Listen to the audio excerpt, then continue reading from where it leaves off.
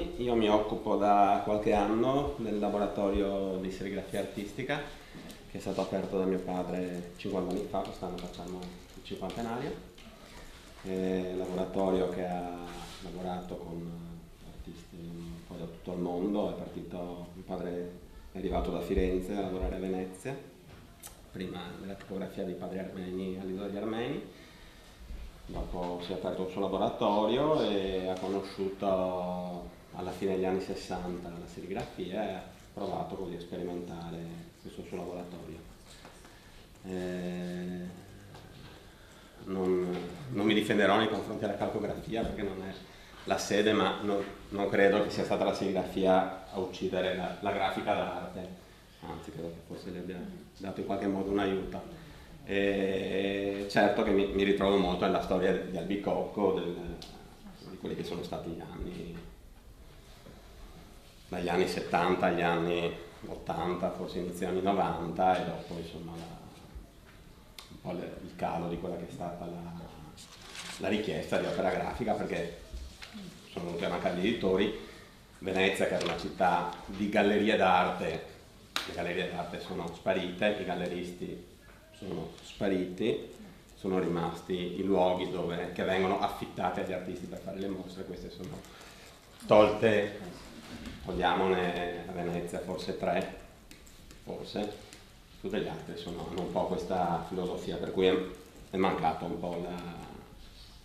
quello che sono negli anni migliori, portava avanti un po' anche questo mercato.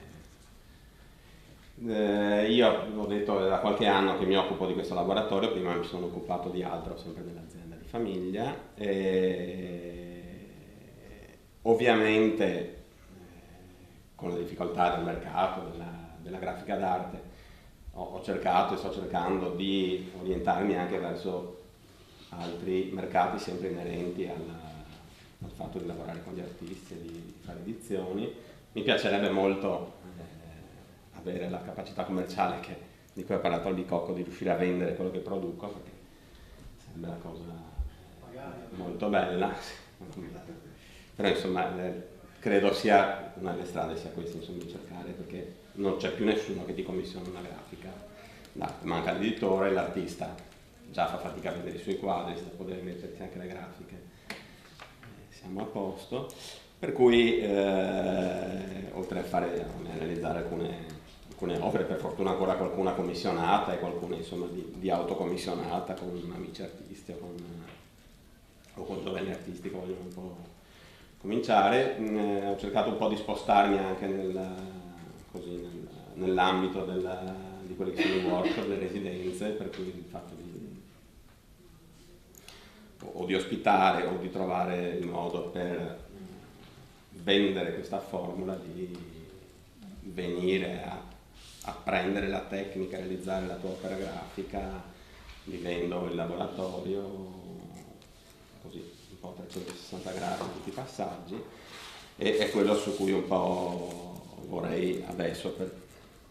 il prossimo periodo un po' puntare un po' maggiormente, per cui anche commercialmente cercare di spingere in qualche modo anche questo settore, che credo possa essere interessante da un lato perché mi piace, cioè mi piace mettere a disposizione la mia conoscenza per chi viene, per gli artisti, e perché vedo che il riscontro che ho da parte di chi partecipa, degli artisti che partecipano, è sempre molto, molto alto, molto entusiasta, e per cui penso sia una cosa interessante. Un leggerissimo accenno al discorso del coworking, perché mi sento un po' coinvolto. Io fra qualche mese dovrò lasciare il mio laboratorio di Venezia, nel quale siamo da 45 anni, perché non ci rinnovano il contratto di affitto, e sono alla ricerca di uno spazio, che a Venezia è una cosa quasi impossibile, o quasi proibitiva.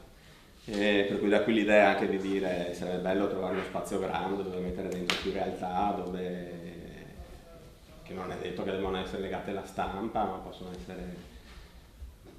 legate alla grafica, legate all'illustrazione, legate alla fotografia, legate ad altre professionalità, legate al mondo del web, al mondo del marketing, che però possono condividere magari un'idea comune di condivisione, di confronto, di apertura. Credo sia, sì, secondo me l'unico modo per crescere adesso un po' in una città che comunque ha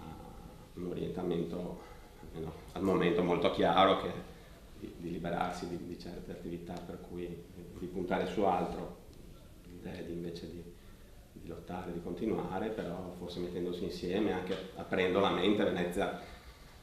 è anche molto chiusa come mentalità veneziana, fa un po' fatica a condividere, anche a mettersi insieme ad altri, però credo che forse in questo momento sia